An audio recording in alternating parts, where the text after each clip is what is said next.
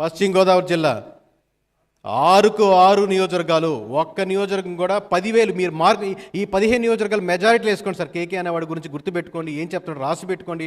15 చోట్ల ఒక్క నియోజకవర్గం కూడా 10,000 మెజారిటీ కంటే ఓట్లు తగ్గి గెలిచేవాడు ఎవరు ఉన్నాడు అంటే ఎడ్జ్లో 2,000 తోట్లు గెలుస్తారు, 3,000తో గెలుస్తారు, 5,000 కాదు, 10,000 తక్కువ మెజారిటీతో గెలిచే ఒక్కరు కూడా మొత్తం పశ్చిమ గోదావరి జిల్లాలో కనపడరు. 6కు 6 చోట్ల కంప్లీట్గా గెలిచేదానికి ఆస్కారం ఉంది సార్.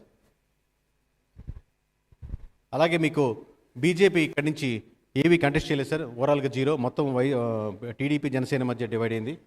నెక్స్ట్ జిల్లా సార్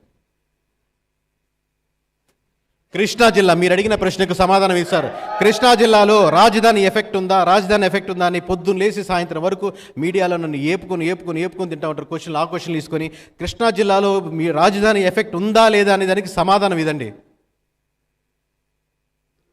కృష్ణా జిల్లాలో రాజధాని ఎఫెక్ట్ ఉంది అనేదానికి 100% బలంగా చెప్పేదానికి, మీకు తెలియపరిచేదానికి 16లో ఒక్క నియోజకవర్గం కూడా, అంటే కొన్ని 2-3 నియోజకవర్గాలు టైట్ ఫైట్లో ఉన్నాయి, గెలిచేస్తాయని చెప్పి మీకు అందరికీ అభిప్రాయం ఉంటుంది. కానీ 16కు 16 జన సైనికులు, టీడీపీ సపోర్టర్స్ అందరూ ముందుకెళ్లడంలో మొత్తం జగన్మోహన్ రెడ్డి మీద వ్యతిరేకత, రకరకాల రీజన్స్ ఉన్నాయి దీంట్లో. సో వీళ్ళందరూ కలిసికట్టుగా ఫ్యాక్టర్స్ పనిచేసి 16కు 16 నియోజకవర్గాల్లో కూటమి గెలుచుకునేదానికి 100% ఆస్కారం ఉంది. ఫొటోస్ తీసుకోండి, స్క్రీన్ షాట్లు తీసుకోండి, లైవ్లో చూస్తున్న వాళ్ళు మళ్ళీ మర్చిపోవద్దు. కృష్ణా జిల్లా అంటే రాజకీయం డిస్కస్ చేయకుండా ఇంకో పాయింట్కి పొద్దున్న లేసి సాయంత్రం వరకు వెళ్ళని జిల్లా ఏమైనా ఉందంటే అది కృష్ణా జిల్లా. Next sir.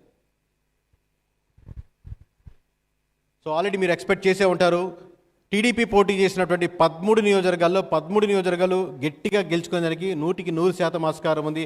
అది మంత్రి అయినా సరే, మామూలు నార్మల్ పర్సన్ అయినా సరే, ఎమ్మెల్యే అయినా సరే, నియోజకవర్గ ఇన్ఛార్జ్ అయినా సరే, టీడీపీ నుంచి వచ్చి వైసీపీకి వెళ్ళినా ఎవరైనా సరే ఇక్కడ 13 నియోజకవర్గాల్లో ఓడిపోవడం ఖాయం. ఎంత పెద్ద మినిస్టర్ అయినా సరే, తోపులు అయినా సరే, 10 ఏళ్ళైనా 20 ఏళ్ళైనా, ఎన్ని సంవత్సరాల నుంచి ఉన్నా సరే, ఏ మినిస్టర్ అయినా సరే, ఎవరైనా సరే ఇక్కడ ఓటమి చవి చూడక తప్పదు. అలాగే మీకు జనసేన కంటెస్ట్ చేస్తున్నటువంటి ఒక నియోజకవర్గం ఖచ్చితంగా మంచి టఫ్ ఫైట్ ఇచ్చి దానికంటే మంచి క్యాండిడేట్ అక్కడ సెలెక్ట్ చేసుకోవడం జరిగింది కాబట్టి